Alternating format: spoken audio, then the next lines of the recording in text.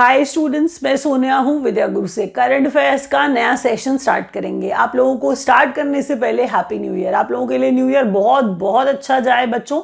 Regularly अगर आप videos देखते हैं तो आपको बहुत सारी चीज़ें कॉमन मिलेंगी अभी जो एग्जाम्स आने वाले हैं उनके अंदर। देख लीजिएगा, SBI पीओ और क्लर्क निकला है, आप जानते हैं। तो SBI पीओ और क्लर्क के हिसाब से मुझे बैंक के क्वेश्चन ज़्यादा डालने चाहिए थे, तो मैंने यही किया है। तो ये क्वेश्चन जो है एग्जाम में सीधा आएंगे। आज क्वेश्चन ज़्यादा हैं, देख लीजिएगा, वीडियो काफ़ी लंबा होगा, पूरा देखेंगे। बेनिफिट ये होगा कि एग्जाम में सीधे क्वेश्चन आएंगे, और मैं पक्का बोल रही हूँ आएंगे। बहुत मेहनत करती हूँ मैं, ऐसा नहीं सब कुछ उठा के पढ़ा दिया, जितनी भी हैपनिंग्स है सब पढ़ा दी। सब कुछ पढ़ा देंगे तो कुछ ना कुछ आ तो ज़रूर जाएगा, बहुत सारा भी हो सकता आ जाए।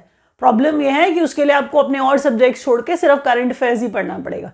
तो आप इतना मेहनत करंट अफेयर्स पे करें या ना करें वो आपके ऊपर है, मुझे नहीं पता। सारे सब्जेक्ट्स पे टाइम डिवाइड करना पड़ता है। करंट अफेयर्स में पहले से ही बहुत चुन के लाती हूँ, उससे ज़्यादा बहुत क्वेश्चन इसके अलावा बन नहीं सकते हैं जो आपके एग्जाम में आ जाए। बच्चे लिखते थे, पूरा पूरा कराया हुआ क्वेश्चन आ गए सारे के सारे A to Z। इसीलिए आपको बोलती हूँ आप फीडबैक ज़रूर दिया करो। आप जब भी कोई एग्जाम दे के आते हो प्लीज़ आओ, कमेंट सेक्शन में लिख के बताओ कितने कराए हुए क्वेश्चन आए। स्टार्ट करने से पहले happy new year to all of you. जनवरी 2025 का पहला करंट अफेयर्स का सेशन आप देख रहे हैं, ये हिंदी मीडियम का है। Stay blessed through out, please session and तक देखिएगा और क्वेश्चन साथ के साथ लिखिए, नोट्स बनाइए। नहीं बनाते हैं नुकसान ये होगा, आपको क्वेश्चन याद नहीं रहेंगे। इतने सारे क्वेश्चन एक पेज पे 8-9 कौन याद कर सकता है। लिखिए, बार बार पढ़िए, रिवाइज करिए। चलिए स्टार्ट करते हैं लेटेस्ट अपॉइंटमेंट से। पहला क्वेश्चन RBI के गवर्नर के बारे में। अब आधे बोलेंगे हमें तो RBI का गवर्नर पहले से ही पता है। तो आपने बहुत सारे क्वेश्चन देखे, बहुत सारे वीडियोस देखे, उसमें से आपने एक ये वाला क्वेश्चन भी पढ़ा होगा। I am pretty sure of it. जो क्वेश्चन आपने पढ़े हुए हैं उन्हें भी लिखिए, ताकि बार बार लिखने से रिवाइज होगा। लेकिन सारे पढ़े हुए कभी भी नहीं हो सकते, कुछ ना कुछ क्वेश्चन में डिफरेंस होगा ही होगा आपके और मेरे।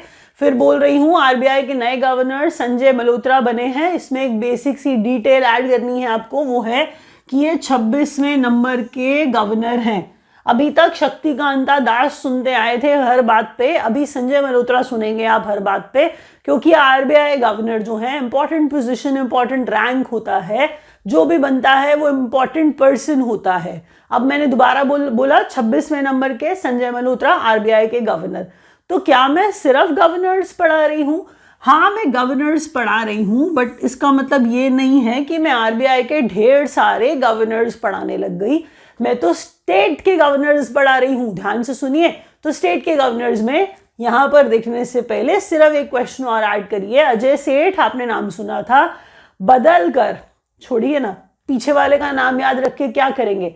रेवेन्यू सेक्रेटरी जो है इंपॉर्टेंट पोजीशन होती है, इस पे अरुणीश चावला को अब लाया गया है। तो संजय मल्होत्रा के बाद अरुणीश चावला रेवेन्यू सेक्रेटरी। ठीक है, नेक्स्ट क्वेश्चन में देखिए। गवर्नर कोई स्टेट का हो और उसको उठा करके किसी और स्टेट का गवर्नर बना दिया जाए तो आपके लिए काम बढ़ जाता है, क्योंकि आपको क्वेश्चन एक और याद करना पड़ जाता है। बस एक यही डिफिकल्टी है। और गवर्नर ऑफ मिजोरम से स्टार्ट करते हैं। VK सिंह है। क्या ये जनरल VK सिंह है? तो हम बात कर रहे हैं न्यू गवर्नर ऑफ मिजोरम की। तो VK Singh general VK Singh है एक्चुअल में, याद रखिएगा इन्हें। नेक्स्ट क्वेश्चन में मणिपुर के गवर्नर हैं अजय कुमार भल्ला है। ये गवर्नर ऑफ मणिपुर अजय कुमार भल्ला है ये। Please don't hesitate to repeat. अगर आप बार बार नहीं बोलेंगे तो आपको कभी कोई क्वेश्चन याद होगा ही नहीं। मैं बच्चों को बोल देती हूँ कि अगर आप वीडियो देख के एक दिन में पक जाओ और आपका मन ना करे दोबारा देखने का, तो नेक्स्ट वाला वीडियो जो कंप्लीट इंग्लिश मीडियम वाला बनता है, that complete English medium 1 to enhance your English is well, एक बार उसे देख लीजिए, रिवीजन हो जाएगी, स्पीड बढ़ा के उसे देख लीजिए। लेकिन बार बार सुनने से चीज़ याद हो जाती है, इंसान पक तो जाता है। लेकिन अगर सीधा क्वेश्चन एग्जाम में आ जाएगा तो क्या प्रॉब्लम है, बताइए ज़रा। मैं अपनी तरह से कोशिश करूंगी याद कराने की और आपको ना पकाने की। आप बस सिर्फ वीडियो देखो। अभी क्या कह रहे हैं हम, संजय कुमार भल्ला है ये, अजय कुमार भल्ला है ये, जो गवर्नर ऑफ मणिपुर बने हैं। प्लीज अलग अलग लिखिए, ध्यान से लिखिए। तो जनरल VK सिंह है मिजोरम वाले, मिजोरम के गवर्नर। उसके बाद मणिपुर के गवर्नर अजय कुमार भल्ला है। नेक्स्ट क्वेश्चन में आरिफ मोहम्मद खान है, ये बने हैं बिहार के गवर्नर। आरिफ मोहम्मद खान है ये, बिहार के गवर्नर बने हैं। अगर आप ध्यान से देखें तो जब मैंने आपको एक बात बोली यहाँ पर केरला के गवर्नर, ये नहीं, ये तो सेम ही लिखा हुआ है, केरला के गवर्नर देखिए राजेंद्र वी आर्लेकर, ठीक है, राजेंद्र वी आर्लेकर। ये जो नाम है ये केरला से जुड़ी है, हरि बाबू, तो आप इन्हें एच बी कामभामपति के नाम से ही देखेंगे वैसे, लेकिन फिर भी नाम उनका पता हो तो ज्यादा अच्छा है, कई बार नहीं समझ में आता और याद नहीं रहता है। तो उड़ीसा के गवर्नर बने हैं ये हरि बाबू कामभामपति। दोबारा से एक बार देखते हैं क्वेश्चंस को, उससे पहले लास्ट क्वेश्चन है ये, यहाँ पर हम जो बात कर रहे हैं ये ह्यूमन राइट्स कमीशन की बात कर रहे हैं, नेशनल ह्यूमन राइट्स कमीशन की बात कर रहे हैं, उनके चेयरमैन की बात कर रहे हैं, तो वो भी क्वेश्चन पूछा जा सकता है। उनका नाम है वी रामसुब्रमण्यन, वी रामसुब्रमण्यन, इनका नाम भी याद करिए, लेटेस्ट अपॉइंटमेंट्स में ये इंपॉर्टेंट रैंक्स पे अपॉइंटमेंट है। एक बार और देखते हैं तेजी के साथ, रिवाइज करते हैं, प्लीज सुनिए, रिवीजन का पर्पस है, मेरे लिए बहुत आसान है रीड करना और आगे बढ़ जाना, आपको याद होगा नहीं क्योंकि इतनी बार पढ़ेंगे, जितनी बार मैं बोलूंगी सुनेंगे तभी याद होगा। क्वेश्चन इंपॉर्टेंट है, सुनिए दोबारा से। संजय मल्होत्रा आरबीआई के नए गवर्नर 26वें नंबर के, रेवेन्यू सेक्रेटरी अरुणीश चावला हैं, मिजोरम के गवर्नर जनरल वीके सिंह हैं, मणिपुर के गवर्नर अजय कुमार भल्ला बनाए गए हैं, बिहार के गवर्नर आरिफ मोहम्मद खान को बनाया गया है, मिजोरम देख चुके हैं आप, राजेंद्र वी आर्लेकर है केरला के गवर्नर, हरि बाबू कामभामपति ये उड़ीसा के गवर्नर बनाए गए हैं, और एनएचआरसी यानी कि ह्यूमन राइट्स कमीशन के लिए यहाँ पर चेयरमैन जो है वी रामसुब्रमण्यन को बनाया गया है। ठीक है, थोड़ा सा क्वेश्चन याद होंगे मुझे लगता है, एक ही पेज पे इतने क्वेश्चन लगभग आपको मिलेंगे, तो मुझे लगता है कि आप वीडियो पक्का देख के लाइक का बटन तो जरूरी दबा दोगे। हर बार आते हो देख के चले जाते हो, प्लीज वीडियो को देखने पर कम से कम लाइक का बटन तो दबा दो, शेयर कर दो अपने फ्रेंड्स के साथ, चैनल को सब्सक्राइब नहीं करते हो तो we feel bad about it, आप आ रहे हैं देख रहे हैं, हम वीडियोस बनाएंगे ही नहीं, हम डालेंगे ही नहीं, फायदा ही क्या, आप लोग लाइक ही नहीं करते हो और आप सब्सक्राइब भी नहीं करते हो, तो ऐसे बहुत बुरा लगता है, हम लोगों को एफर्ट्स बड़े वेस्ट जाते हैं ऐसा लग रहा है, तो कम से कम सब्सक्राइब करिए और लाइक करिए प्लीज। अगर कुछ कमेंट करके कोई क्वेश्चन आपके दिमाग में आ रहा है जो आपको नहीं समझ में आ रहा, शायद एसबीआई से रिलेटेड है या कोई किसी सब्जेक्ट से रिलेटेड है, कमेंट सेक्शन में डाल दीजिएगा, मैं आंसर करूंगी पक्का से। आपको जो भी क्वेश्चन आपके दिमाग में आ रहा है उस क्वेश्चन का आंसर करने की कोशिश करूंगी मैं। नेक्स्ट पेज पे चलने से पहले आप पहले देखिए कि हेडिंग क्या है, अवार्ड्स एंड प्राइसेस है। ठीक है, इसके अंदर अगर मैं ये बात करूं कि भारत रत्न अवार्ड हम पढ़ा रहे हैं, सिर्फ नहीं, मैं गोल्डन ग्लोब भी पढ़ाने वाली हूं क्योंकि गोल्डन ग्लोब भी मिले हैं, आपको पता होगा, तो गोल्डन ग्लोब भी इंपॉर्टेंट पेज है। इसके अलावा साहित्य अकादमी अवार्ड है और इसके अलावा order of Mubarak Al Kabir है। इसको एक बार एक एक करके देखते हैं, जरा सुनिए। तो अवार्ड्स एंड प्राइजेस के अंदर भारत रत्न 5 लोगों को दिया गया। ठीक है, भारत रत्न 5 लोगों को दिया गया। कई बार अनाउंसमेंट हो जाती है, कई बार दिया जाता है, दोनों ही बार न्यूज़ में आ जाता है और थोड़े टाइम के लिए न्यूज़ में रहता है। तो जो चीज़ न्यूज़ में रहती है, जिसके बारे में बात ज़्यादा हो रही होती है, वो करंट अफेयर्स का क्वेश्चन बनने की पॉसिबिलिटी ज़्यादा होती है, इसलिए ध्यान से सुनिए। भारत रत्न अवार्ड है, 5 लोगों को दिया गया है। यहाँ पर एल.के. आडवाणी से स्टार्ट करते हैं सबसे पहले, क्योंकि इन्हें आप जानते हैं तो इससे आपको मोटिवेशन मिलेगा कि ये कभी डेप्यूटी प्राइम मिनिस्टर भी रहे थे। कौन है आप जानते हैं, बीजेपी वाले।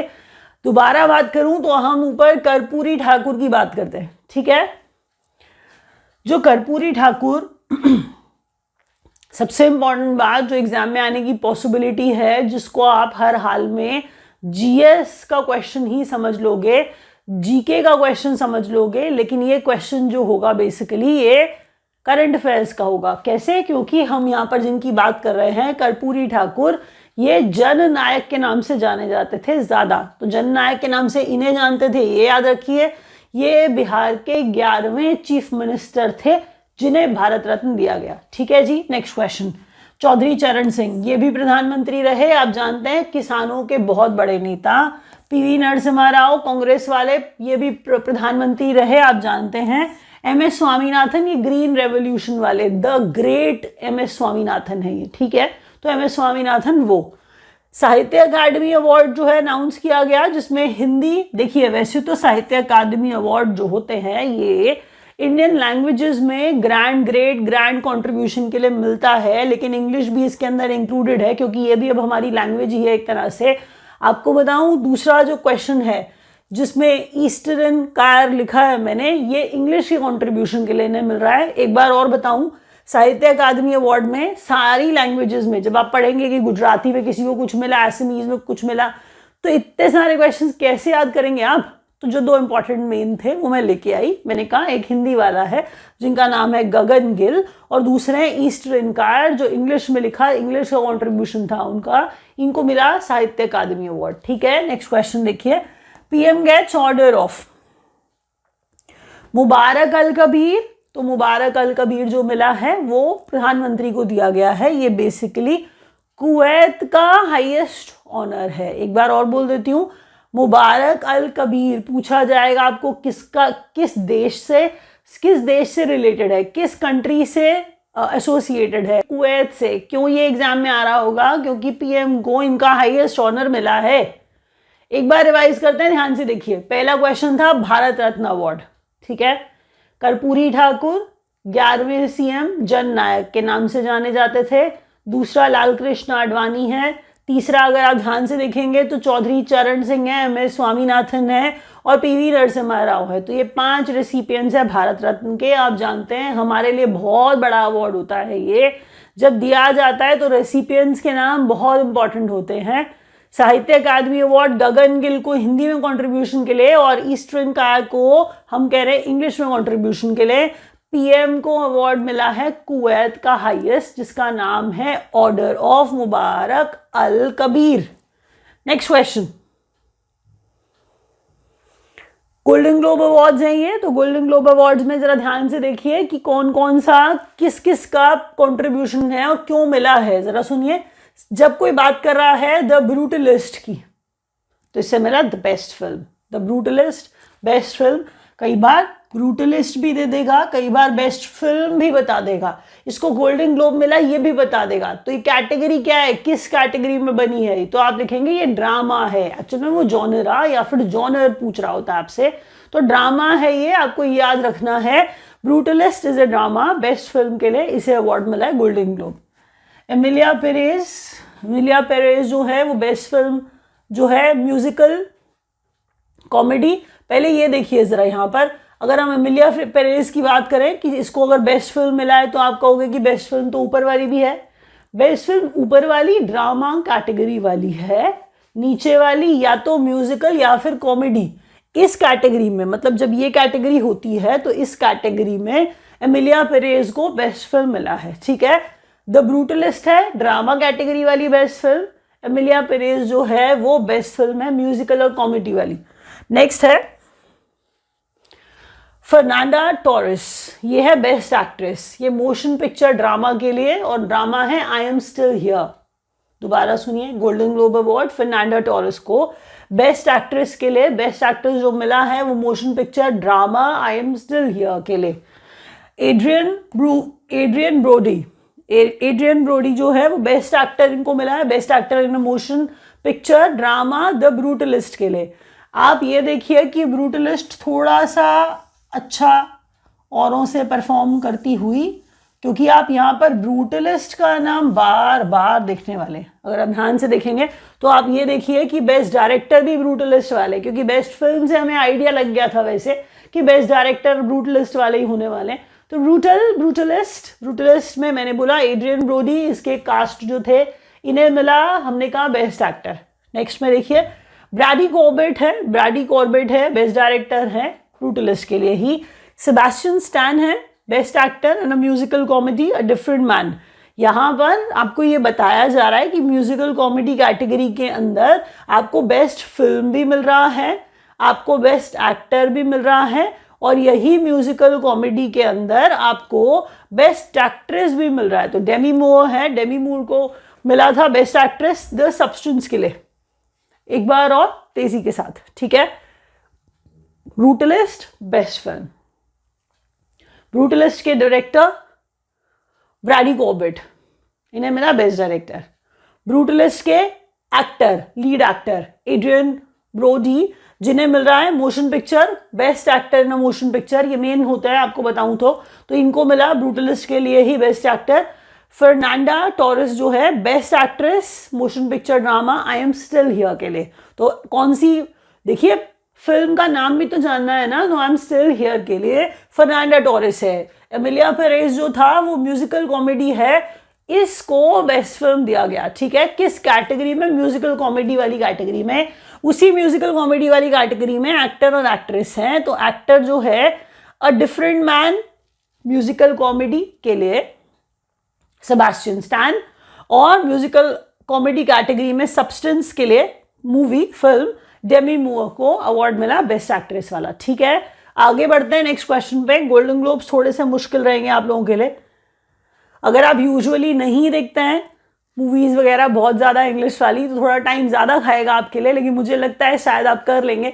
ध्यान से, स्पोर्ट्स अपडेट्स क्वेश्चन पक्का आने वाले हैं। नहीं लाइक किया है अभी तक, देख रहे हो तो लाइक कर देना, क्वेश्चन मिस मत करना। एक भी क्वेश्चन छोड़ोगे एग्जाम में आ जाएगा, देख लेना। लिखना ज़रूर, लिख नहीं पाते हो तो हमारा टेलीग्राम चैनल ज्वाइन कर लो, उस पर हम क्वेश्चंस देते रहते हैं हर तरह की, तो आपको हेल्प हो जाएगी। कोई इधर उधर की कहानी नहीं लिखते हैं हम लोग, ना पढ़ाते हैं और ना ही लिखते हैं, तो वहाँ पर भी आपको क्वेश्चन मिल जाएंगे। नया सा चैनल बनाया है, बड़े सारा तो कोई कुछ है नहीं वहाँ पर, तो विद्या गुरु ऑफिशियल के नाम से ही आपको मिल जाएगा। ओपन पब्लिक चैनल है, आप ज्वाइन कर सकते हैं। क्वेश्चंस आपको कुछ कुछ मिलते रहेंगे वहाँ पे, वर्ड्स मिलते रहेंगे, एरर्स मिलते रहेंगे, रीजनिंग और मैथ्स के क्वेश्चन मिलते रहेंगे, तो शायद हेल्प हो जाएगी। इंग्लिश कोई नहीं डालता है अपने टेलीग्राम चैनल पे, मुझे नहीं पता क्यों डरते हैं लोग। तो टेलीग्राम चैनल पे आपको रेयरली इंग्लिश डली हुई दिखेगी कि वर्ड ऑफ द डे भी डल रहा है और डेली इतने सारे एरर्स भी डल रहे हैं। इंग्लिश एरर्स डालते ही नहीं है लोग, तो प्लीज़ आप देख लीजिए। अगर आपको थोड़ा सा हेल्प चाहिए सब्जेक्ट के अंदर, तो आपको वहाँ हेल्प वो ज़रूर मिल जाएगा। अभी स्टार्ट करते हैं स्पोर्ट्स अपडेट से। डब्ल्यू हॉकी विमेन हॉकी है, तो W hockey junior Asia cup, ठीक है, इंडिया ने चाइना को हरा दिया। विमेन हॉकी जूनियर, प्लीज सुनिए, ये सारे वर्ड्स इंपॉर्टेंट हैं। अगर आप जाएं और आप सर्च करना स्टार्ट करें और आप जूनियर एशिया कप टाइप करें तो कोई और ही बात चल रही है। अगर आप मेल, क्योंकि वो मेल ही समझ रहा है, मेल हॉकी ही समझ रहा है वो, जब तक आप विमेन और जूनियर डालेंगे नहीं आपके पास सही रिजल्ट आएगा नहीं। लेकिन क्वेश्चन एग्जाम में आ जाएगा सीधा सीधा, women hockey junior Asia cup 2024 India ने चाइना को हरा दिया, तो इस चीज़ की हमें बड़ी खुशी है। इसके बाद दोबारा से हॉकी की बात करते हैं। ये विमेन्स जूनियर वर्ल्ड कप 2025 में ये बात चल रही है कि ये जो हॉकी का वर्ल्ड कप है विमेन वाला, अच्छा मैंने जब बोला कि कौन कौन क्वालिफाई कर गया, तो इंडिया और चाइना तो क्वालिफाई कर ही गए वर्ल्ड कप के लिए, यहाँ पर वर्ल्ड कप के लिए क्वालिफाई कर गए। ठीक है, पहले सुनिए, यहाँ पर हम कह रहे हैं ये हॉकी फेडरेशन है, इंटरनेशनल हॉकी फेडरेशन है, FIH women junior world cup 2025। 2024 में जब आपने एशिया कप में चाइना को हरा दिया तो आप बहुत इंपॉर्टेंट स्पोर्ट्स टीम बन गए हैं। आप तो पक्का ही कर जाएंगे, लेकिन आपकी बगल वाली टीम भी बहुत अच्छा खेल रही है, वो भी कर जाएगी। तो वर्ल्ड कप के लिए क्वालिफाई कर गए हैं आप। जूनियर वर्ल्ड कप जो विमेन वाला हॉकी वाला टूर्नामेंट है, वर्ल्ड कप जो है वो चिली में होने वाला है।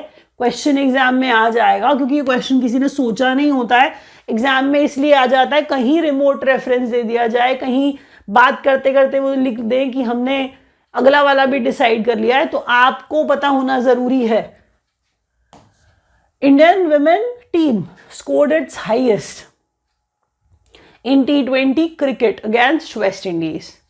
आपसे क्वेश्चन पूछा जाएगा कि देखिए यहाँ पर आप स्मृति मंधना का नाम देख रहे हैं, तो हम मंधाना बोलते हैं, वो मंधना ही बोलती हैं अपने आपको, आपने देखा होगा उनको बोलते हुए, तो बहुत अच्छा खेलती हैं आप जानते हैं।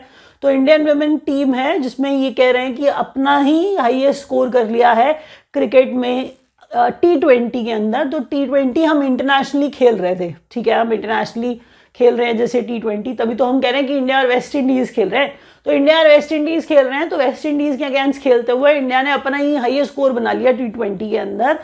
वो इंडिया किसके अगेंस्ट बनाए ये पूछा जाएगा, तो वेस्ट इंडीज़। और कौन से टूर्नामेंट की बात हो रही है, T20 में अपना हाईएस्ट बना लिया। तो मेरे ख्याल से ज़्यादा मुझे याद आ रहा है 274 for 4 था, तो बहुत अच्छा स्कोर था, बहुत ही ज़्यादा बड़ा सा स्कोर था। पहली महिला है ये जिन्होंने स्कोर किया है 4 ODI centuries in a calendar year, Smriti Mandhana. बड़ी बात है ना, प्लीज याद रखिए। ODI की जब हम बात कर रहे हैं तो वनडे इंटरनेशनल की बात कर रहे हैं, महिला बोल रहे हैं, इसका मतलब हम विमेन टूर्नामेंट्स की बात कर रहे हैं। तो स्मृति मंधना एक साल में 4 ODI सेंचुरीज लगा के बैठी हैं, ये पहली महिला ऐसी बन गई हैं, बड़ी बात है, प्लीज सुनिएगा। फास्टेस्ट इंडियन पेसर है to take 200 wickets in test cricket, ये अलग से बॉलर, अलग से स्प्रिंटर, कुछ कुछ अलग नाम देते हैं, ये प्लीज सुनिएगा। तो अगर कोई पेसर बॉलर बोल रहा है, डिवाइड करिए, वर्ड समझिए। जब क्वेश्चन एग्जाम में आएगा तो क्वेश्चन इतनी बारीकी से पूछा जाता है, आपको थोड़ा सा ध्यान से सुनना पड़ेगा। फास्टेस्ट इंडियन पेसर कहा है, ये ध्यान रखिए, शब्द इंपॉर्टेंट है यहाँ पर। जिन्होंने 200 विकेट्स लिए हैं इन टेस्ट क्रिकेट, ये जसप्रीत बुमराह बन गए हैं। 44 टेस्ट के अंदर इन्होंने, किसी किसी को कोई ना कोई अवार्ड जरूर देना होता है, तो चाहे वो उनको कुछ भी बना के अवार्ड दे दे। 44 टेस्ट के अंदर जसप्रीत बुमराह ने 200 विकेट जो है लिए हैं, प्लीज सुनिए, तो बड़ी बात है। तो तेजी से ऐसा करने वाले फास्टेस्ट इंडियन पेसर बन गए हैं। ये ISSF, ये शूटिंग फेडरेशन की बात हो रही है, समझ रहे हैं। तो ये इंटरनेशनल जो शूटिंग फेडरेशन है, हम कह रहे हैं कि जूनियर वर्ल्ड कप 2025 वाला इंडिया होस्ट करेगा। देखिए टूरिज्म बढ़ता है, आप अपने आप को एक बढ़िया देश की तरह प्रेजेंट कर पाते हैं, तो ये आपके लिए सारी बातें अच्छी होती हैं अगर आप ऐसे टूर्नामेंट्स अरेंज कर पाते हैं। इकोनॉमी को भी बूस्ट मिलता है, लोग आपको बहुत अच्छी नज़रों से देखते हैं और कंट्रीज वाले। तो इंडिया जो है 2025 में ISSF का यानी कि शूटिंग का जूनियर वर्ल्ड कप जो है 2025 वाला होस्ट करने वाला है।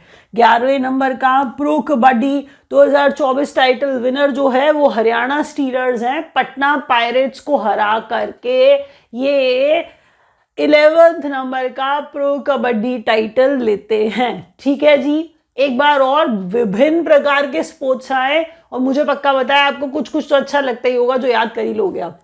तो women hockey junior Asia cup 2024 वाला इंडिया ने चाइना को हराया। ठीक है, नेक्स्ट में देखिए, फिर विमेन्स जूनियर वर्ल्ड कप है 2025 वाला, जिसके लिए क्वालिफाई इंडिया चाइना तो कर ही गए, वो जो वर्ल्ड कप है वो चिली होस्ट करेगा। Indian women team scored it's highest, अपना खुद का ही हाईएस्ट T20 में स्कोर करके बैठे हैं वेस्ट इंडीज के against. First women to score 4 ODI centuries एक कैलेंडर ईयर के अंदर वो स्मृति मंधना है, और फास्टेस्ट इंडियन पेसर हैं, 2000 विकेट्स लिए 44 टेस्ट के अंदर। टेस्ट क्रिकेट की बात हो रही है, जसप्रीत बुमराह है। ISSF जूनियर वर्ल्ड कप 2025 का होस्ट इंडिया बनेगा, और 11 प्रो कबड्डी 2024 का टाइटल विनर हरियाणा स्टीलर्स। एक बात और सुनिए, आधे लिखते हैं कि किसको हराया, क्यों लिखती हो, क्योंकि ये एग्जाम में पूछ लिया जाता है। तो प्लीज याद रख लीजिए, पटना पायरेट्स जो है वो रनर अप रहे हैं, तो रनर अप का नाम तो हर बार इंपॉर्टेंट होता है, तो पटना पायरेट्स याद करना पड़ेगा। स्पोर्ट्स अपडेट्स के बाद अब आते हैं बैंकिंग अवेयरनेस के ऊपर। तो SBI PO का एग्जाम है, आप जानते हैं, तो अब उन बच्चों के लिए क्वेश्चन जो सारे बैंक के एग्जाम देने वाले बच्चे हैं, इतने ही नहीं हैं, आगे और भी क्वेश्चंस हैं, तो रुकिए और बाकी सारे बच्चे थोड़ी देर के लिए विराम दीजिए। बैंकिंग अवेयरनेस पे चलते हैं। RBI bimonthly policy review,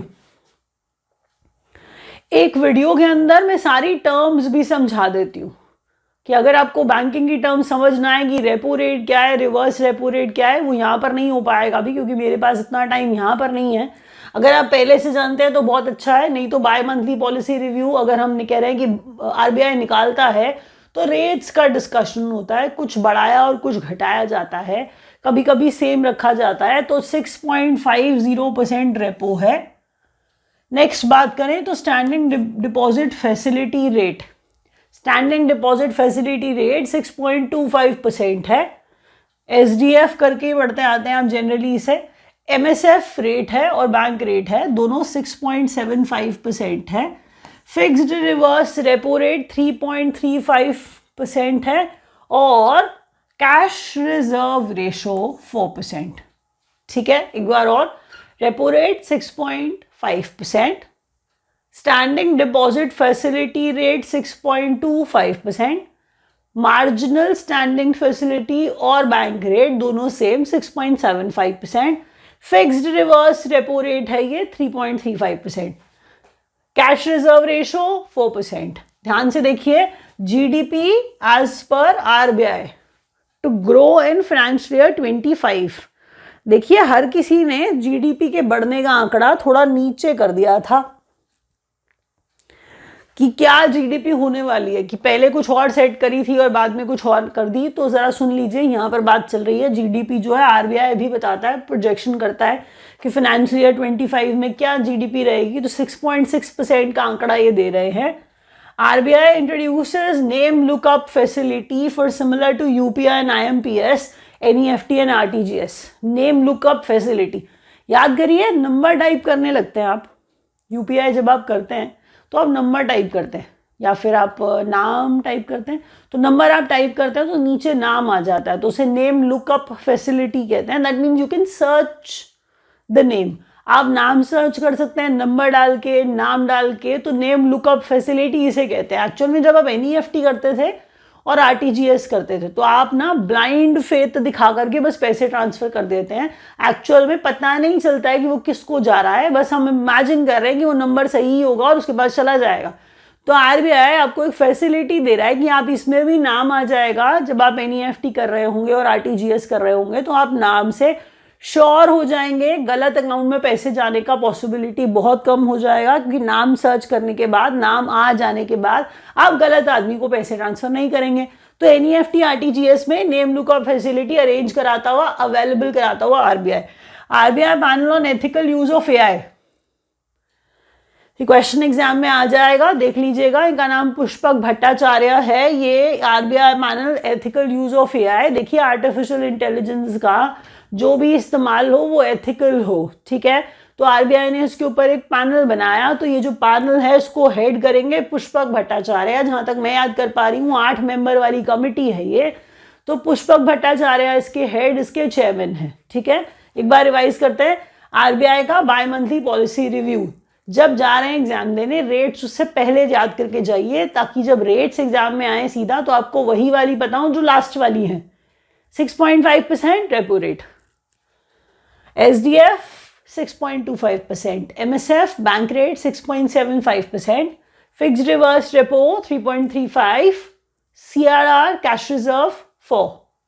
GDP RBI के अनुसार फाइनेंशियल 25 में 6.6% पे ग्रो करेगी।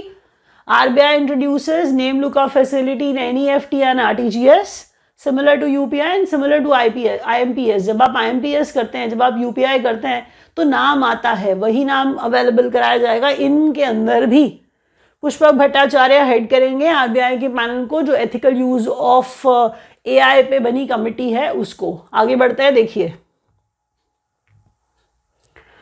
ये क्वेश्चंस भी बैंकिंग अवेयरनेस वाले हैं। For your kind information, SBI PO का और एसबीआई क्लर्क का एग्जाम है। हम नए बैचेस स्टार्ट कर रहे हैं। हमारे पास कंप्लीट इंग्लिश मीडियम के बैचेस भी हैं और ऐसे वाले बाइलिंगुअल के बैचेस भी हैं। हम बिल्कुल वही पढ़ाते हैं जो एग्जाम में आता है। सारे टीचर्स वही पढ़ाने की कोशिश करते हैं। देखिए, अपनी तरह से पूरी हेल्प देंगे आप लोगों को। अगर आप ज्वाइन करना चाहें तो online.vidyaguru.in वेबसाइट पे जाइए, वहां जाकर के सीधा ज्वाइन कर सकते हैं। एग्जीक्यूटिव से बात करना चाहते हैं तो कोर्स ले सकते हैं, आप उनसे बात करिए। नंबर्स नीचे दिए गए हैं, dial them, speak with them and you can join us. यहाँ पर framework committee for responsible ethical enablement. आपको लगेगा क्या चालू हो गई? नहीं, मैं आपको ये पढ़ा रही हूं कि ये जो फ्री है इसका एक फुल फॉर्म है। कह रहा है free of artificial intelligence in the financial sector. तो आपको लग रहा है आर्टिफिशियल इंटेलिजेंस से मुक्त करा दिया है फाइनेंशियल सेक्टर को? नहीं, उल्टा हम तो आर्टिफिशियल इंटेलिजेंस को प्रमोट कर रहे थे। दोबारा सुनिए, ये फ्रेमवर्क है, फ्रेमवर्क कमिटी है, फ्रेमवर्क कमिटी है जो रिस्पॉन्सिबल एथिकल इनेबलमेंट लाएगी, रिस्पॉन्सिबल एथिकल इनेबलमेंट लाएगी। उसके लिए फ्रेमवर्क कमिटी है ये फ्री। तो फ्री नहीं है, आपका पीछा नहीं छूटेगा एआई से। आपका पीछा एआई से नहीं छूटेगा कि आप ये सोचे कि एआई के बिना हम फाइनेंशियल सेक्टर में रहेंगे, तो वो नहीं कर रहे हैं, वो अलग बात कर रहे हैं। पुष्पक भट्टाचार्य चेयरमैन है उस कमेटी के। एक्चुअल में जो मैंने पीछे लिखा था, मैंने उसके अंदर ना आपको ये फुल फॉर्म पढ़ानी थी कि वो कमेटी है कौन सी, एथिकल वाली वो कमेटी है कौन सी। तो वो कमेटी फ्री है जी, वो फ्री है और आपको उस फ्री का फुल फॉर्म पता होना चाहिए। और चेयरमैन मैं आपको अभी पुष्पक भट्टाचार्य पढ़ा चुकी हूँ। अगला क्वेश्चन सुनिए, RBI's decision to link PPI. देखिए, प्रीपेड इंस्ट्रूमेंट्स होते हैं, प्रीपेड इंस्ट्रूमेंट्स होते हैं। अब आप क्या कर रहे हैं, आप इनको यूपीआई से लिंक कर रहे हैं। प्रीपेड इंस्ट्रूमेंट्स होते हैं, आप पेटीएम पे आप प्रीपेमेंट करते हैं, बहुत सारे प्रीपेड इंस्ट्रूमेंट्स हैं। तो मैं ये कहना चाह रही हूँ आरबीआई ने क्या डिसीजन लिया, देखिए इंटर ऑपरेबिलिटी बढ़ानी है। जैसे पहले क्या होता था, याद करिए, आप ना अमेजोन में पैसे रखते थे, आप अमेजोन में पैसे पे करते हुए किसी और को पेटीएम से पैसे पे नहीं कर सकते थे, आप जीपे से पैसे नहीं पे कर पाते थे अमेजोन में पे करते हुए। अमेजोन से आप कुछ खरीद रहे हैं, अमेजोन में आपको अमेजोन से पेमेंट करनी पड़ रही है।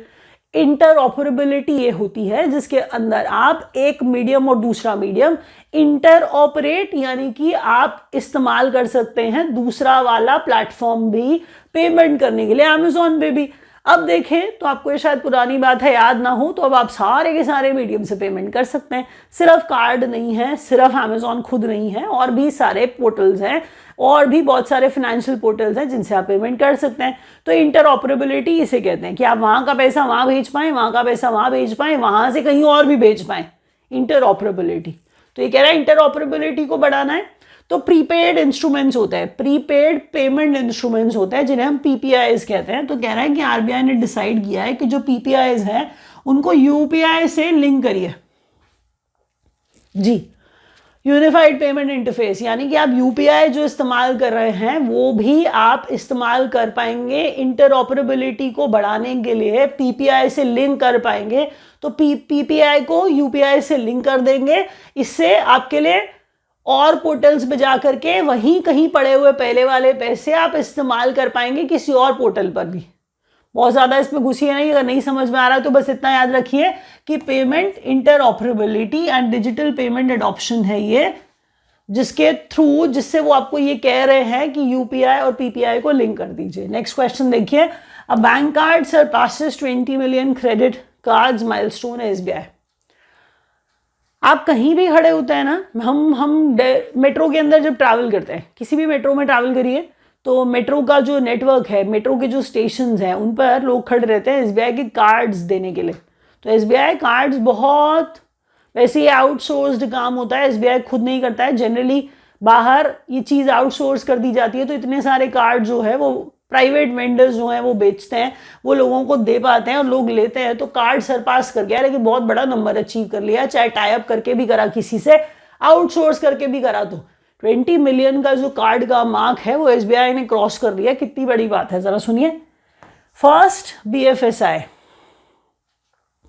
ये बैंकिंग एंड फाइनेंस इंस्टीट्यूशन की बात हम कर रहे हैं, ठीक है। तो कोई भी बैंकिंग और फाइनेंस कंपनी है, ठीक है, इंश्योरेंस कंपनी है, तो कोई भी बैंक और बैंकिंग फाइनेंस और इंश्योरेंस वाली कंपनी है, तो बीएफएसआई जो फर्म है, जो 3 फाइनेंशियल सर्विसेज होती हैं ओएनडीसी प्लेटफॉर्म पर ऑफर कर रहा है। एक पहली ऐसी बीएफएसआई कंपनी जो तीनों की तीनों मेन सर्विसेज ओएनडीसी प्लेटफॉर्म पर एक साथ अवेलेबल करा रहा है, वो है आदित्य बिरला कैपिटल, ठीक है। देखिए, समझिए, आप लोन ले रहे हैं, एक फाइनेंशियल सर्विस है, आप बैंकिंग का काम करते हैं, फाइनेंशियल सर्विस है ना, आप इंश्योरेंस का काम करते हैं, लोन लेना बैंकिंग का काम कर रहे हैं, आप इंश्योरेंस का काम कर रहे हैं। तो आप कह रहे हैं जो 3 फाइनेंशियल सर्विसेज मेन वाली हैं वो कोई भी ऐसा नहीं है जो एक साथ अवेलेबल करा दे एक ही जगह पर। तो ओएनडीसी प्लेटफॉर्म पर पहली ऐसी बीएफएसआई, बैंकिंग फाइनेंस में कह रही हूँ, इंश्योरेंस कंपनी जो बन गई है, आदित्य बिरला कैपिटल है, जो क्या कर रही है, ये सारी 3 सर्विसेज अवेलेबल करा रही है एक साथ। रिविजन, फ्री का full form framework committee for responsible ethical enablement है। ये कमेटी आर्टिफिशियल इंटेलिजेंस जो है फाइनेंशियल सेक्टर में, उसका एथिकल इस्तेमाल पे काम करेगी। डॉक्टर पुष्पक भट्टाचार्य इसके चेयरमैन हैं। आरबीआई का डिसीजन पीपीआई और यूपीआई को लिंक करने का है, जिससे इंटरऑपरेबिलिटी बढ़ेगी।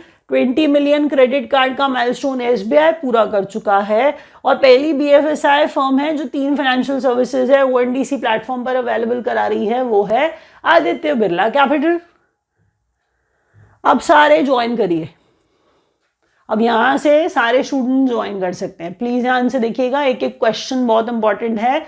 आज क्वेश्चन ज्यादा है, वीडियो लंबा है, थोड़ा ध्यान से देखना पड़ेगा। प्लीज क्वेश्चंस को याद करिए, एग्जाम में सीधा आएंगे, देख लीजिएगा। India's first Google safety engineering services. State news के अंदर हम बात कर रहे हैं कि हैदराबाद जो है इंडिया का पहला गूगल सेफ्टी इंजीनियरिंग सेंटर बना है, ठीक है, और पांचवा ग्लोबली बना है, तो वो इंपॉर्टेंट है ना। जीरो वेस्ट एयरपोर्ट प्रोजेक्ट है इंदौर एयरपोर्ट का, जीरो वेस्ट एयरपोर्ट प्रोजेक्ट है इंदौर एयरपोर्ट का। मुख्यमंत्री पौष्टिक अल्पाहार योजना, सीएम। अब यहाँ पर न्यूट्रिशियस स्नैक स्कीम है ये। पौष्टिक अल्पाहार का मतलब आधों को हिंदी में पढ़ना, लेकिन अल्पाहार का मतलब नहीं पता होता, तो वो स्नैक स्कीम बोल रहे हैं, तो स्नैक्स खिलाएंगे। गुजरात के सीएम की ये योजना है। एआई इंक्यूबेशन सेंटर है बाय आर्मी इन बेंगलुरु। बहुत इंपॉर्टेंट क्वेश्चन है ये, याद रखिएगा। बेंगलुरु के अंदर आर्मी का एआई यानी कि आर्टिफिशियल इंटेलिजेंस का इंक्यूबेशन सेंटर, ऐसी चीज करके अपने करने वाले काम को बहुत अच्छा करने के लिए ट्राई किया जाता है। एआई लगा करके यही ट्राई किया जाता है, एडवांस किया जाता है चीज़ों को, तो हेल्प मिलती है बहुत ज़्यादा। इसीलिए एआई इंक्यूबेशन सेंटर आर्मी का बेंगलुरु में। India's first glass bridge over the sea, ये बनाया गया है कन्याकुमारी में, तमिलनाडु में। स्टालिन आपको इसके ऊपर चलते हुए नजर आ रहे होंगे, बहुत न्यूज़ में आ रहा था, इससे क्वेश्चन आ सकता है, ध्यान से सुनिए। सेंट्रल आयुर्वेदा रिसर्च इंस्टीट्यूट जो है न्यू दिल्ली में खोला, प्रधानमंत्री आ करके चले गए, लगभग रोहिणी की बात होगी शायद ये, तो आपने देखा होगा न्यूज़ के अंदर। इस क्वेश्चन को भी प्लीज़ पक्का याद रखिए कि सेंट्रल आयुर्वेदा रिसर्च इंस्टीट्यूट है, ये न्यू दिल्ली में खुला है। जो a state recently achieved 100% piped supply, मेरे ख्याल से ये पांचवा है। इस क्वेश्चन को जरा चेक करके मुझे कमेंट बॉक्स में बताइए, क्या हर घर जल में पाइप्ड वाटर सप्लाई में, जहां पर 100% पाइप्ड वाटर सप्लाई आ रही है, क्या पंजाब पांचवा राज्य बना है? पक्का बताइए, पहला भी बताइए कौन सा है, या बचे हुए चारों के नाम बताइए, मैं वेट करूंगी आपके कमेंट का। India's first Google safety engineering centre Hyderabad है, और पांचवा ग्लोबली सेफ्टी सेंटर हैदराबाद है। जीरो वेस्ट एयरपोर्ट प्रोजेक्ट है इंदौर एयरपोर्ट। मुख्यमंत्री पौष्टिक अल्पाहार योजना गुजरात की है ये, तो सीएम न्यूट्रिशियस स्नैक स्कीम है। AI incubation centre by army, ये बेंगलुरु का। India's first glass bridge over the sea in Kanyakumari Tamil Nadu. Central Ayurveda research institute है जो न्यू दिल्ली में खोला गया है। State recently achieved 100% piped water supply under Har Ghar Jal, तो ये पंजाब बन गया। मुझे पक्का पता है, आपने अगर एग्जाम कभी भी दिया होगा तो आपको पता है ऐसे क्वेश्चन एग्जाम में जरूर आएंगे, और मैंने बहुत इंपॉर्टेंट क्वेश्चन लाई हूं, मेहनत करी है मैंने। आप लाइक दबा सकते हो ताकि थोड़ा मोटिवेट हो जाऊं मैं, और चैनल को सब्सक्राइब कर दीजिए अगर नहीं किया है तो। इंपॉर्टेंट अपडेट्स हैं। ये confederation of Indian industry, CII की जब भी बात होती है आपको पता है बहुत इंपॉर्टेंट क्वेश्चन होता है, तो सीआईआई पार्टनरशिप समिट है, न्यू दिल्ली में हुआ। न्यू बेस ईयर, इंडिया का जीडीपी का बड़ा इंपॉर्टेंट क्वेश्चन है, बहुत ज्यादा इंपॉर्टेंट क्वेश्चन है सारे के सारे बच्चों के लिए। जो भी आप एग्जाम दे रहे हो, आप चाहे सीडीएस का एग्जाम दे आना, रेलवे का दे आना, एसएससी का दे आना, बैंक का दे आना, किसी भी एग्जाम में अगर आपके जनरल नॉलेज आती है, जीके आती है, ये जनरल अवेयरनेस आती है, क्वेश्चन पक्का आएगा, आप देख लेना। क्योंकि अब करंट अफेयर्स के क्वेश्चन हर एग्जाम में ज्यादा आते हैं, तो थोड़ा सा डिपेंडेंस आपको आजकल में होने वाली चीजों पर दिखानी पड़ेगी। New base year for India's GDP 22-23। 22वां Divya कला मेला है जो promote vocal for local artisans के लिए है, और ये इंडिया गेट न्यू दिल्ली में मनाया गया। 22वां दिव्य कला मेला, प्लीज वोकल फॉर लोकल। आप ऐसी बात सुनिए तो आपको ये समझ में आना चाहिए, ये गवर्नमेंट के जो नारे होते हैं, गवर्नमेंट के जो स्लोगन होते हैं, वोकल फॉर लोकल, ये आपके एग्जाम में पूछे जा सकते हैं। तो इस पे दिव्य कला मेला मनाया गया। 22वां था ये, कारीगरों के लिए था, आर्टिजन्स के लिए था, क्राफ्ट्समैन के लिए था। इंडिया गेट पर न्यू दिल्ली में मनाया गया। विकसित पंचायत इनिशिएटिव है। तो मिशन कर्मयोगी का एक प्रोजेक्ट है, तो मिशन है एक मिशन कर्मयोगी, उसका एक प्रोजेक्ट है विकसित पंचायत इनिशिएटिव। अब कर क्या रहे हैं, ये पंचायती राज इंस्टीट्यूशंस को स्ट्रेंथन करने वाले। तो पंचायती राज इंस्टीट्यूशंस के लिए मिशन कर्मयोगी के अंतर्गत हम कह रहे हैं विकसित पंचायत इनिशिएटिव है, प्लीज याद रखिए, क्योंकि पंचायती राज से रिलेटेड हर न्यूज इंपॉर्टेंट होती है। Person of the year Donald Trump, time magazine के अनुसार। यंगेस्ट फीमेल मेरे ख्याल से बॉम्बे यानी कि मुंबई से है ये, काम्या कार्तिकेयन, मतलब वहाँ आपको आर्मी स्कूल में पढ़ता हुआ एक स्टूडेंट दिखेगा, तो बहुत छोटी है ये।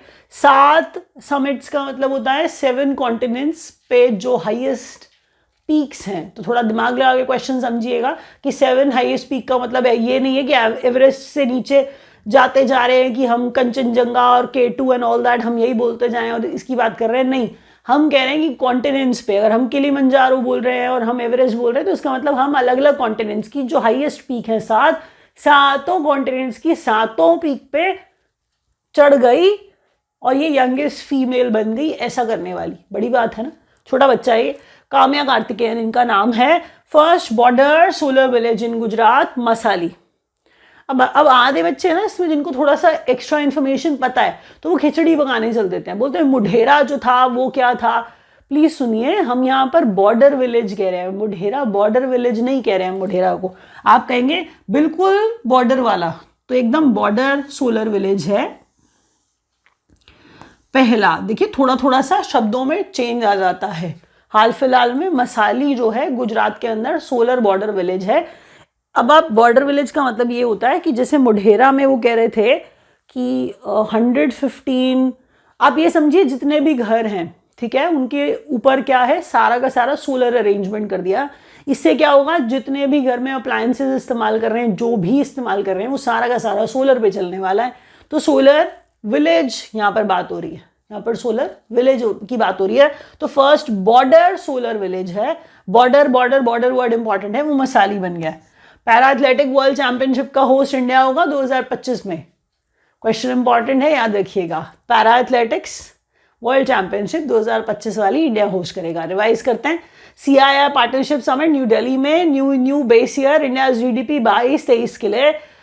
22nd दिव्य कला मेला है जो वोकल फॉर लोकल के को प्रमोट करता हुआ कारीगरों के लिए इंडिया गेट में। विकसित पंचायत जो है वो किसका इनिशिएटिव है, ये भी पूछ लिया जाएगा।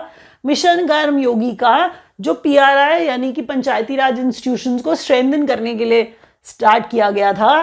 Person of the year time magazine के अनुसार 2024 के डोनाल्ड ट्रंप हैं। कितनी सही चॉइस है। यंगेस्ट फीमेल हैं जिन्होंने 7 समिट्स जो है यानी कि पीक्स जो है उनको फतेह किया है, कॉन्कर किया है। इनका नाम है Kamya Karthikeyan. First border solar village Gujarat का मसाली, सोलर इंपॉर्टेंट है। पैरा एथलेटिक वर्ल्ड चैंपियनशिप है जो इंडिया होस्ट करेगा 2025 वाली। अब है इंपॉर्टेंट डेज और ये लास्ट पेज होने वाला है, तो प्लीज रिक्वेस्ट है थोड़ा ध्यान से सुन लो, थोड़ा सा ध्यान से सुनने से याद हो जाएगा प्लीज। और लिखिए क्वेश्चंस को। ज्वाइन करना चाहते हैं हमें तो नंबर्स नीचे दिए गए हैं, आप ज्वाइन कर सकते हैं। अगर आप विद्यागुरु की वेबसाइट पे जाएंगे तो online.vidyaguru.in वेबसाइट है, आप उस पर जाइए। हम हिंदी मीडियम में और कंप्लीट इंग्लिश मीडियम में क्लासेस देते हैं। हम हार्ड कॉपी स्टडी मटेरियल भी देते हैं, तो आपके पास सब पहुंचाया जाएगा जो भी आपको एग्जाम क्रैक करने के लिए चाहिए होगा। हार्ड कॉपी नहीं दी जाती है, जनरली ई बुक्स देते हैं लोग, तो हम हार्ड कॉपी इसलिए देते हैं क्योंकि आप हार्ड कॉपी से पढ़ के थोड़ा कॉन्फिडेंट फील करेंगे। इंपॉर्टेंट डेज में वर्ल्ड ब्रेल डे, तो लुई ब्रेल जानते हैं आप, तो लुई ब्रेल जो है उन्हीं के नाम पर, जिन्होंने ब्रेल का आविष्कार किया, तो ब्रेल लाने वाले लुई ब्रेल थे। उनका जन्मदिन 4 जनवरी को आता है, तो उन्हीं के जन्मदिन पे वर्ल्ड ब्रेल डे मनाया जाता है। नेशनल बर्ड डे जो है 5 जनवरी को मनाया जाता है। 18वें नंबर का प्रवासी भारतीय दिवस है ये, जो कन्वेंशन बेसिकली 8 से 10 जनवरी को होगा। अगर आपको याद हो तो अगर आप थोड़ी बात खुद लिख पाएं, जो आप जानते हैं कि गांधी जी वापस आए थे, कौन सी तारीख को आए थे, थोड़ा सा वो बता पाएं कमेंट सेक्शन में, तो मैं खुश हो जाऊंगी कि आपने पढ़ के थोड़ा सा वैल्यू किया उस बात को। लिखिए, बताइए। प्रवासी भारतीय दिवस 8 से 10 तारीख को 18वें नंबर का था। डायस्पोरा का मतलब ही बाहर रहने वाले NRI टाइप के लोग हैं, तो डायस्पोरा जो है कंट्रीब्यूशन उनका विकसित भारत में, ये थीम ही बना दिया। तो डायस्पोराज कंट्रीब्यूशन टू अ विकसित भारत। चीफ गेस्ट इसमें क्रिस्टीन कार्ला है कैंगलू, जो ये प्रेसिडेंट है रिपब्लिक ऑफ त्रिनिदाद की। आई नहीं थी कहीं, आप सोच रहे हो कि आगे बैठ गई थी, तो वो सिर्फ वर्चुअली उन्होंने एड्रेस कर लिया, बस इतना ही हो पाया उनसे। और वेन्यू जो है इसका भुवनेश्वर उड़ीसा में, क्योंकि अब वहाँ आपको पता ही है बीजेपी की खुद की सरकार है, तो अब वहाँ कराया ही जा सकता था। तो यूनिसेफ डे है 11 दिसंबर को मनाया जाता है। गुड गवर्नेंस डे अगर आपको पता हो 25 दिसंबर को इसलिए मनाया जाता है क्योंकि अटल बिहारी वाजपेयी जी का बर्थडे है, और उनके बर्थडे को गुड गवर्नेंस डे की तरह मनाया जाता है, प्लीज याद रखिएगा। Next question, national consumer day 24 दिसंबर को मनाते हैं, और कंज्यूमर डे का थीम भी इंपॉर्टेंट है, आ सकता है virtual hearings and digital access to consumer justice. थोड़ा मुश्किल है, एक ही बारी में याद नहीं हो पाएगा, ट्राई करते हैं दोबारा। वर्ल्ड ब्रेल डे 4 जनवरी, नेशनल बर्ड डे 5 जनवरी, 18 प्रवासी भारतीय दिवस 8 से 10 भुवनेश्वर उड़ीसा में। चीफ गेस्ट इंपॉर्टेंट है, चीफ गेस्ट इसकी क्रिस्टीन कार्ला कैंगलू, जो रिपब्लिक ऑफ त्रिनिदाद की प्रेसिडेंट हैं। डायस्पोरा का कंट्रीब्यूशन टू अ विकसित भारत थीम था प्रवासी भारतीय दिवस का। यूनिसेफ डे 11 दिसंबर को मनाते हैं, और गुड गवर्नेंस डे 25 दिसंबर को। नेशनल कंज्यूमर्स डे 24 दिसंबर को मनाया जाता है, जिसका थीम था virtual hearings digital access to consumer justice, कि अगर डिजिटल एक्सेस होगा तो शायद जस्टिस कंज्यूमर को जल्दी मिल जाएगा, that is what their aim is. एक बार और बोल दूं, आप अगर क्वेश्चंस चाहते हैं तो इंस्टाग्राम पे मुझे फॉलो कर सकते हैं, नया सही है मेरा आईडी, बहुत ऑपरेट नहीं करती हूं मैं। बढ़ेंगे तो आपको थोड़े से क्वेश्चन मैं वहाँ डालना स्टार्ट कर दूंगी, आपको ये क्वेश्चन वहाँ भी मिल जाएंगे। नहीं तो आप टेलीग्राम का चैनल हमारा ज्वाइन कर सकते हैं, कोर्स लेना चाहें वो भी पॉसिबिलिटी है। नंबर्स नीचे दिए गए हैं, आप डायल करिए, बात करिए। Thank you so much for watching.